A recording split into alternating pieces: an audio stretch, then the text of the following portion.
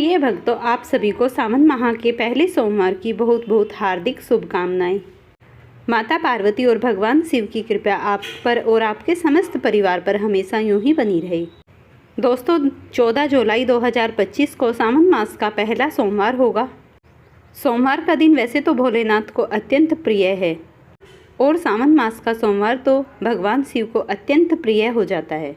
और इस दिन भगवान शिव का व्रत धारण करने से और शिवलिंग का अभिषेक करने से कोई भी परेशानी हो तो उससे आपको मुक्ति मिल जाती है।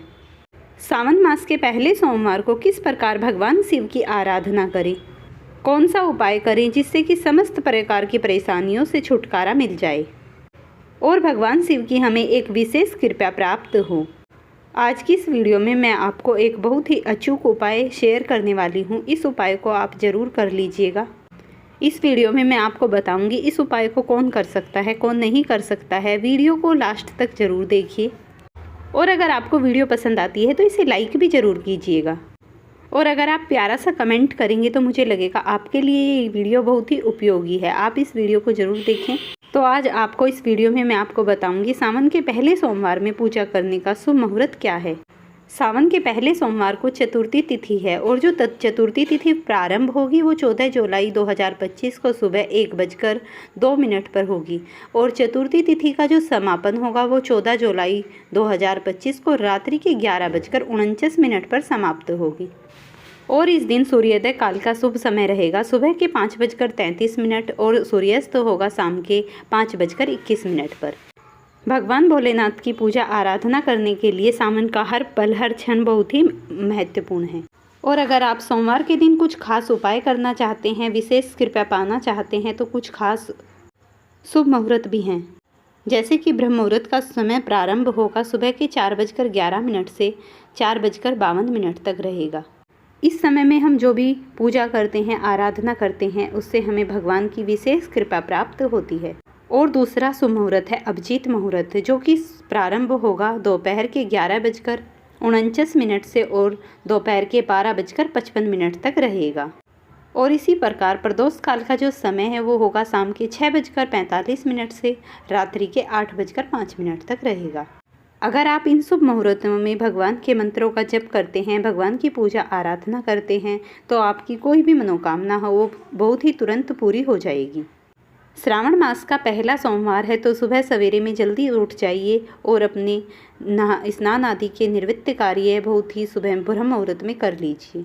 साफ स्वच्छ वस्त्र धारण कर लीजिए और शुभ रंगों के वस्त्र धारण कीजिए और फिर सबसे पहले सूर्यदेव को जल अर्पित कीजिए। उसके बाद पूरी विधि विधान के साथ अपने घर में पूजा कर लीजिए।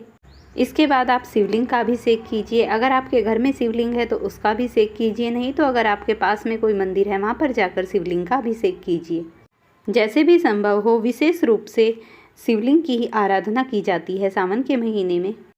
और अगर आप अपने घर में पार्थिव शिवलिंग बनाकर भगवान भोलेनाथ की पूजा करते हैं तो वह अत्यंत शुभ मानी जाती है। हो सकता है तो आप अपने घर में ही पार्थिव शिवलिंग बनाइए और भगवान भोलेनाथ के ओम नमः शिवाय मंत्रों का जप कीजिए। आपकी कैसी भी परेशानी हो उससे तुरंत निजात मिल जाएगा। अगर आप चाहते हैं कि तुरंत आपकी मनोकामना पूरी हो जाए तो आपको भगवान के मंत्रों का जप जरूर करना चाहिए। और इस दिन भगवान शिव को शिवलिंग पर अर्पित करना है थोड़ा सा जल और उस जल में डालना है थोड़ा सा दूध और संभव हो सके तो कुछ गुलाब जल की पंखुड़ी उसमें डाल दें और फिर भगवान शिव को उसे समर्पित कर दें। और अगर आप कहीं भी नहीं जा सकते हैं तो अपने घर में ही आपको एक काम करना है। रात्रि में आपको एक गिलास लेना है और उस गिलास में थोड़ा सा कच्चा दूध डालकर अपने फ्रिज में रख दीजिए ताकि वो सुबह तक जम जाए। और जो कटोरी होती है उसमें थोड़ा सा जल लेके दूध डालना है और उसमें कुछ गुलाब की पंखुड़ी डाल के उसे भी फ्रिज में रख देना है। और सुबह होने के बाद जब स्नान से आदि से निर्वत हो जाएं तब उसे बाहर निकालने के बाद जो आपने गिलास में जल जमा कर रखा था उसे आप निकाल कर बाहर रखिए। उसे आप शिवलिंग के रूप में समझिए कि इसी प्रकार के बर्फीले शिवलिंग होते हैं। और जो आपने कटोरी में जमा कर रखा था वो पार्वती माता का हस्त कमल होता है। उन दोनों को इस प्रकार शिवलिंग के ऊपर कटोरी के बर्फ जमे हुए को समर्पित कर दें या फिर जो गिलास में शिवलिंग बनाकर रखा है आपने जमा हुआ उसके पास रख दें और फिर विधि विधान के साथ उसकी पूजा आराधना अपने घर में ही करें। और जब पूरे विधि विधान के साथ आप अपने घर में ही पूजा कर लेंगे भगवान शिव की तो आपको करना क्या है, आपको थोड़े से हो सके तो सफ़ेद रंग के फूल लेना है। सफ़ेद रंग में मोगरे का फूल हो सकता है, आंकड़े का फूल हो सकता है। जो भी पुष्प आपके पास उपलब्ध हो आप उसे ले लीजिए।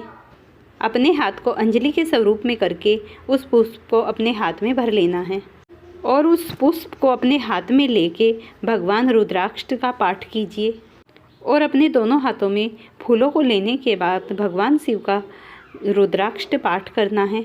और अगर आपको नमामि समामि सान नहीं आता है तो आप ओम नमः शिवाय मंत्रों का जप कीजिए और आपको अपने घर में ही ये पूजा करते हुए कम से कम 5 मिनट तक भगवान शिव के ओम नमः शिवाय मंत्रों का जप करना है और उनका रुद्राष्टक पढ़ना है।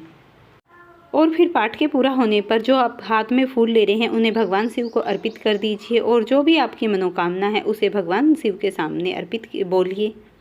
आपके घर में विवाह की कामना हो, पुत्र की कामना हो, धन की कामना हो, विद्या की कामना हो, जो भी कामना हो आप भगवान शिव के समक्ष रखिए। और अगर आप भगवान शिव के समक्ष कामना को रखते हुए पूरी श्रद्धा से भगवान शिव की आराधना करते हैं तो तुरंत पूरी हो जाती है।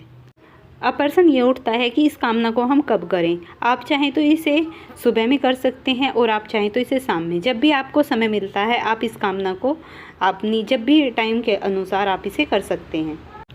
और आप चाहें तो घर में इसे सुबह या शाम दोनों समय भी बनाकर बर्फ़ का शिवलिंग इसकी आराधना पूजा अभिषेक कर सकते हैं।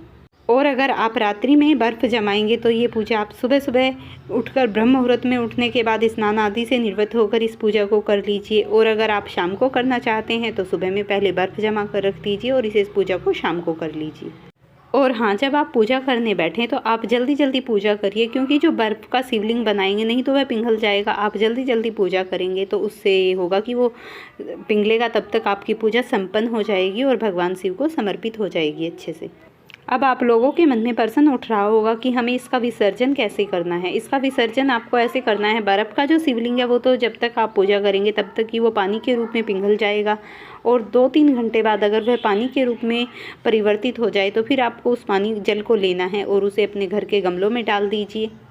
और हाँ, इस जल को आप गमलों में जब भी डालें तो एक बात का विशेष ध्यान रखें कि जिस गमले में भी आप डालें उसमें तुलसी का पौधा ना हो, बाकी किसी भी प्रकार का पौधा हो उसमें अर्पित कर दें। और हमारे शास्त्रों में ये भी मान्यता है कि बर्फ़ का शिवलिंग की जो आराधना पूजा करते हैं उससे किसी भी प्रकार की बाधा हो, कोई भी मंगल कामना हो, बहुत जल्दी पूरी होती है और बहुत ही जल्दी भगवान भोलेनाथ की कृपा आप लोगों पर आ जाती है। तो आप इस उपाय को ज़रूर कर लीजिएगा। कल सावन का पहला सोमवार भी है और अगर आपकी कोई भी कामना है तो इस सोमवार के दिन इस उपाय को एक बार ज़रूर करके देखना। और इसी प्रकार अगर आपको इस शिवलिंग की ये वीडियो पसंद आती है और आपकी मंगल कामना परिपूर्ण होती है तो मैं अगले सोमवार को आपके लिए एक अच्छी सी वीडियो बना के लाऊंगी। अगर आपको वीडियो पसंद आई हो तो इसे लाइक शेयर करना, चैनल पर नए हैं तो चैनल को सब्सक्राइब करना।